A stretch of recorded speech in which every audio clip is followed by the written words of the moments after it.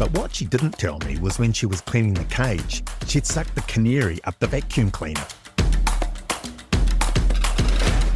If what the poison centre had told me was correct, when I got back to the kennel room, I expected to find the client dead, face down in a pool of dog vomit, and the kennel room smelling of almonds. The veterinary profession isn't all about life and death decisions, stress and long hours. There is a funny and sometimes downright bizarre side to the world of veterinary medicine. Listen to Better Work Stories with the Vet Podcast. Welcome back to another episode of Better Work Stories by the Vet Podcast. I'm veterinarian Dr. Bryan Gregor.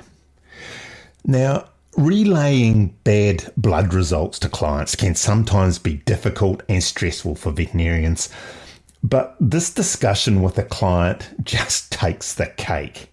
Can you imagine, or more likely not imagine, what was going on inside this poor old guy's head?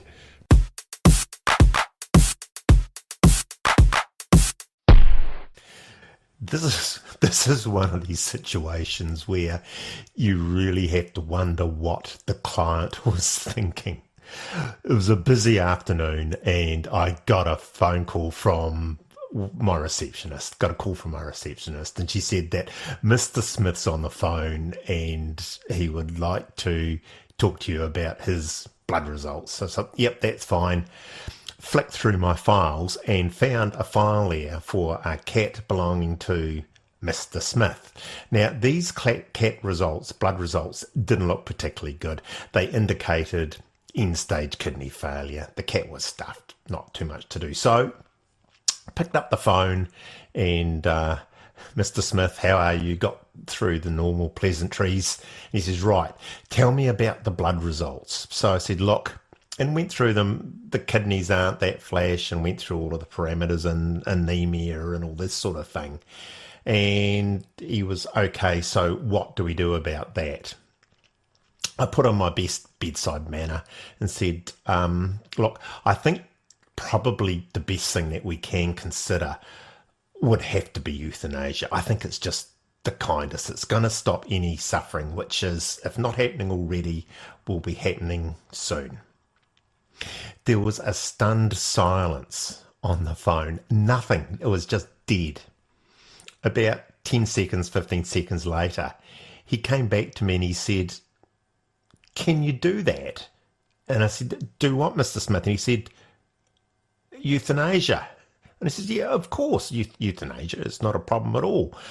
We can do it whenever you want, actually. And my advice would be sooner rather than later. Again, a stunned silence. And I said, well, do you want to book that in, or do you just need to have a think about it or have a talk to the family? And he said, oh, look, I would actually really, really like to talk to my family about this. This is a huge step. Two things. One, I didn't know you could do that. And two, I wasn't expecting these results from the blood tests. All I did was called into the doctor for my regular 6-monthly blood tests. And I said to him, hang on a minute, what do you mean called into the doctor for your 6-month blood tests? And he says that, well, I called into the Highfield Medical Center to get my blood test taken. Then the penny dropped. We are the Highfield Veterinary Center, and just by coincidence, we had run some blood screens on a cat belonging to a Mr. Smith, and this poor old bugger thought that I was suggesting that he be euthanized. Better work stories, everybody.